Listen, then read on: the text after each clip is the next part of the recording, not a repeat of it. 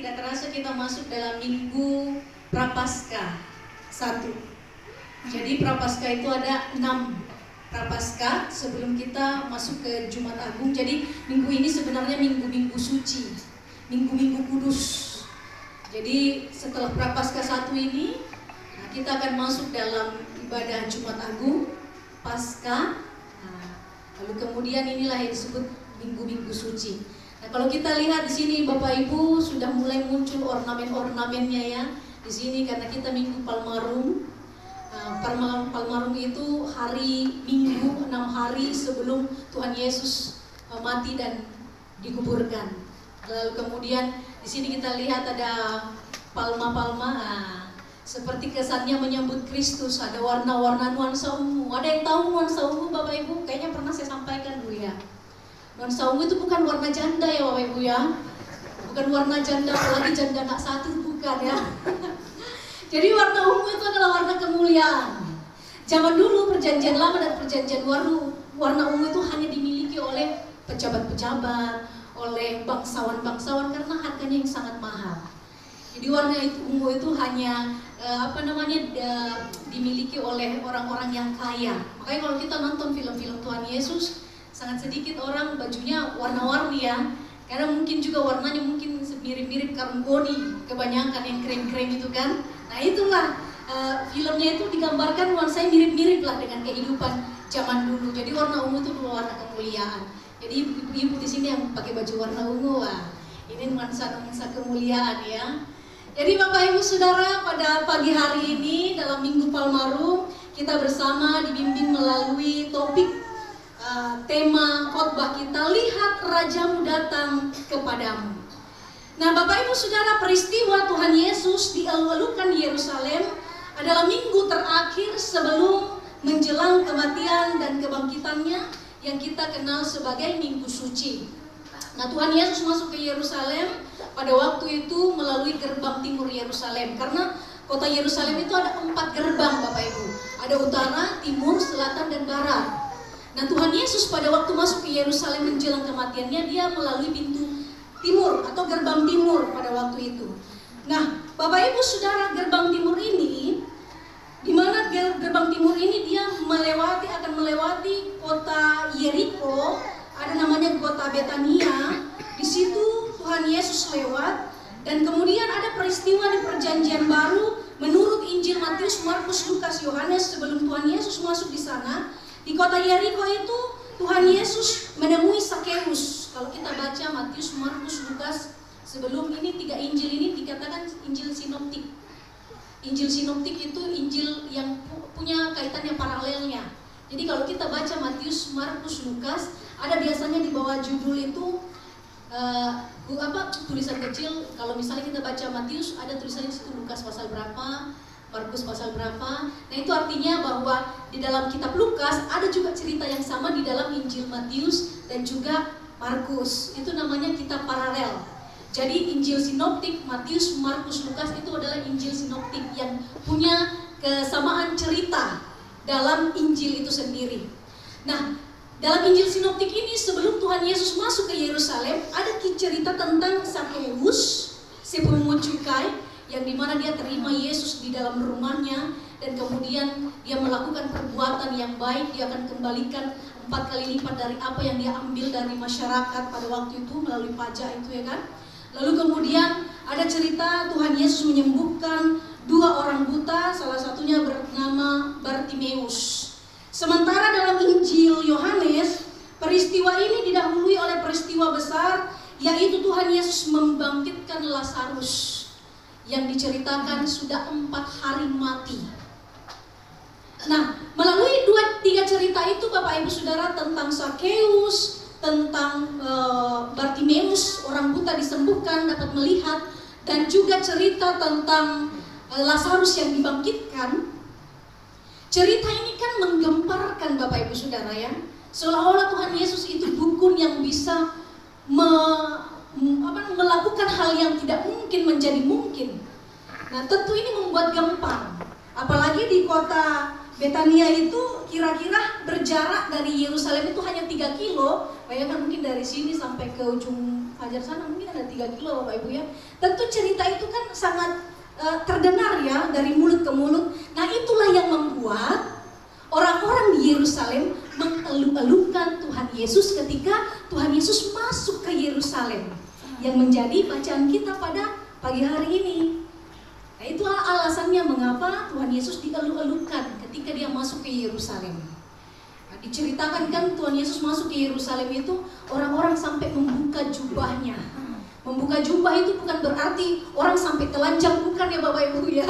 Karena pada waktu itu zaman-zaman perjanjian baru dan perjanjian lama, kalau kita perhatikan film-film Tuhan Yesus ada tuh kan dia pakai jubah seperti ini ya. Jadi ada dalamannya juga. Jadi jubah itu panjang seperti ini. Nah inilah yang dibuka, tapi dalamannya tetap ada. Itulah yang ditaruh di pintu gerbang sebelah timur Yerusalem itu. Ditaruhlah di situ, orang-orang pakai daun-daun palem pada waktu itu. Nah, mungkin kemungkinan besar juga daun palem itu banyak juga di Yerusalem ya, sampai diletakkan di sana supaya Tuhan Yesus bisa masuk ke sini. Nah sebelum kita masuk ke dalam sana, saya mau menyampaikan sedikit Bapak Ibu Saudara.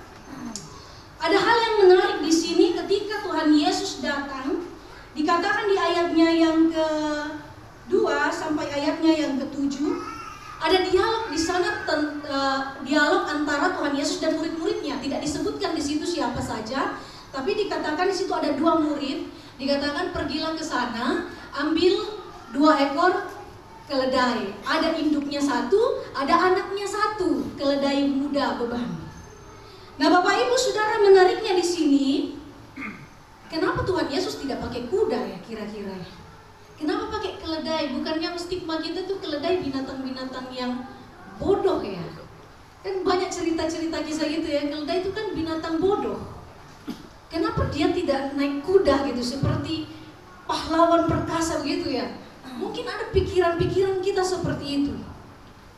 Nah, Bapak Ibu Saudara, hal ini bukan suatu kebetulan. Tuhan Yesus katakan kepada murid, carilah keledai itu. Yang pertama, kenapa Tuhan Yesus pakai keledai? Untuk menggenapi nubuatan Nabi Sakaria. Dalam Sakaria pasal 9 ayat 9 dikatakan, bersorak-soraklah dengan nyaring hai putri Sion, bersorak-soraklah hai putri-putri Yerusalem, lihatlah rajamu datang kepadamu, ia adil dan jaya, ia lemah lembut dan menunggangi seekor keledai yang muda, anak keledai betina. Jadi nubuatan ini sudah ada dalam perjanjian lama. Nubuatan ini sudah ada dalam perjanjian lama. Alasan Tuhan Yesus pakai keledai supaya genaplah bahwa Mesias akan datang naik keledai, bukan naik kuda.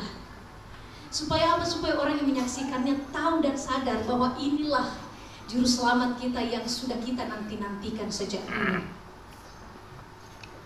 Kutipan Sakaria pasal 9 ayat 9 ini menyebut bahwa raja yang datang naik keledai beban yang muda itu adalah raja yang lemah lembut.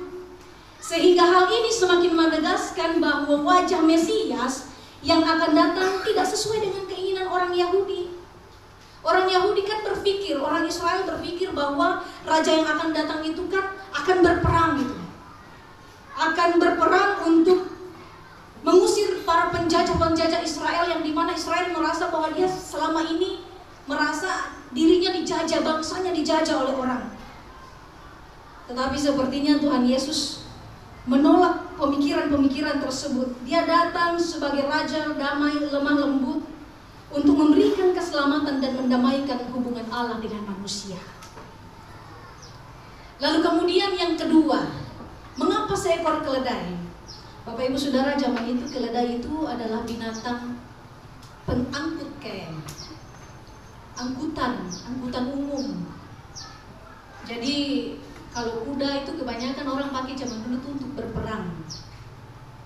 Kalau keledai angkutan. Ya dulu mungkin kita zaman-zaman tahun 80-70 tuh masih ada andong. Saya nggak tahu di Pekanbaru dulu ada andong nggak Bapak Ibu ya? Ada ya Pak ya? Nggak ada ya? Ada. Nggak ada ya, nggak ada kuda di sini ya. Ada sih mungkin kuda di Jalan Nagasakti tuh ada kuda tuh. Tapi di situ tempat wisata. Dulu saya masih kecil, saya masa kecilnya di Sulawesi, Bapak Ibu. Nah, remajanya saya baru pindah ke Bali.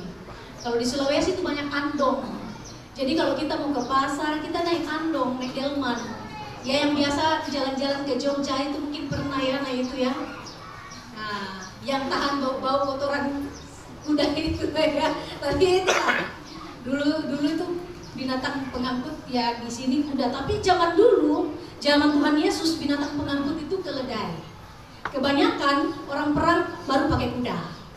Keledai itu binatang pengangkut, alat transportasi. Dia bawa bangsawan, dia bawa pejabat, dia juga bawa beban berat seperti barang-barang dan lain-lain. Nah, hal ini menyebut bahwa keledai beban, kalau kita perhatikan di ayatnya yang kelima itu saya baca di sana. Katakanlah kepada putri Sion, lihat rajamu datang kepadamu, ia lemah lembut dan menunggangi seekor keledai, seekor anak keledai beban. Sebenarnya mau menggambarkan bahwa sama seperti keledai muda tanpa celah, begitulah Tuhan Yesus memikul dosa-dosa manusia. Kan yang dipakai Tuhan Yesus naik ke atas punggung keledai itu kan anaknya keledai itu ya, ada betina dan anaknya. Keledai muda itulah yang Tuhan Yesus tunggangi, menggambarkan bahwa demikianlah Tuhan Yesus, dia suci, yang muda, yang menanggung dosa-dosa manusia. Dialah yang memikul beban berat kita ini. Kalau Tuhan Yesus tidak mati di kayu salib, Bapak Ibu Saudara, siap-siaplah kita akan menerima yang namanya maut itu sendiri. Di balik kematian pasti ada maut. Tapi karena Tuhan Yesus mati di kayu salib untuk kita, sama seperti keledai itu menanggung beban berat, akhirnya kita mendapatkan jaminan kehidupan yang kekal di surga. Nah, itulah dua alasan mengapa keledai itu dipakai. Lalu kemudian di ayatnya yang ke-8 dan ayatnya yang ke-9, bagaimana menceritakan Tuhan Yesus dielu-elukan di situ. Orang banyak sangat besar jumlahnya menghamparkan pakaian, memotong ranting di jalan dan berseru hosana bagi anak Daud. Di sana dikisahkan seperti demikiannya. Masuknya Tuhan Yesus di situ menggemparkan orang Israel seperti pahlawan dielu-elukan.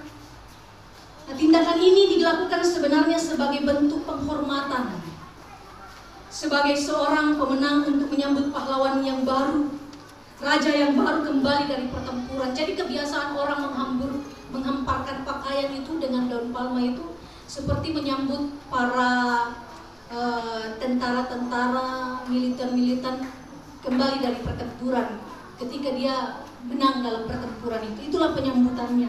Ada seruan kemenangan di sana. Hosana, kemuliaan bagi Tuhan, ya kan dikatakan itu kan. Orang-orang dan para murid pada waktu itu sebenarnya kalau kita lihat-lihat belum terlalu mengerti. Tuhan Yesus masuk ke Yerusalem itu walaupun dielu-elukan seperti seorang raja, seperti seorang pahlawan, tapi seolah-olah mereka belum mengerti bahwa Tuhan Yesus itu akan mati di situ. Makanya kalau kita teruskan bacaan kita, tidak sedikit murid-muridnya kecewa ya. Ketika Tuhan Yesus mati, orang menganggap dia mati konyol. Tapi itulah jalan kemenangan yang Tuhan kerjakan bagi manusia. Bapak Ibu Saudara, dari konteks teks yang sudah kita baca dalam Injil Matius ini, ada 3 hal yang kita mau diajarkan. Pertama, meneladani Tuhan Yesus masuk ke Yerusalem dengan menunggangi keledai beban muda. Kita diajarkan untuk mau bersedia menanggung beban pelayanan. Bahwa kehidupan manusia kita sebagai orang Kristen terpanggil untuk melayani, bukan lagi dilayani. Sama seperti Kristus datang ke dunia, dia ingin melayani kita. Demikian pula kita juga ada di tempat ini sudah menerima keselamatan itu. Giliran kita untuk melayani Tuhan, sebab kita terlebih dahulu sudah dilayani oleh Allah. Tuhan Yesus mengubah beban itu menjadi berkat. Beban salib yang ia pikul memberkati orang lain. Kita pun demikian terpanggil. Dalam beban pelayanan kita harus memberkati orang lain. Keledai yang membawa Raja Damai bukan raja peperangan. Jadi dia masuk ke Yerusalem sebagai Raja Damai, bukan Raja Peperangan. Jadi kita terpanggil untuk memikul beban pelayanan. Pelayanan dimanapun Bapak Ibu Saudara bisa dilakukan. Bisa di rumah, bisa dalam persekutuan, bisa dalam masyarakat. Artinya di dalam segala aspek kehidupan kita terpanggil untuk melayani.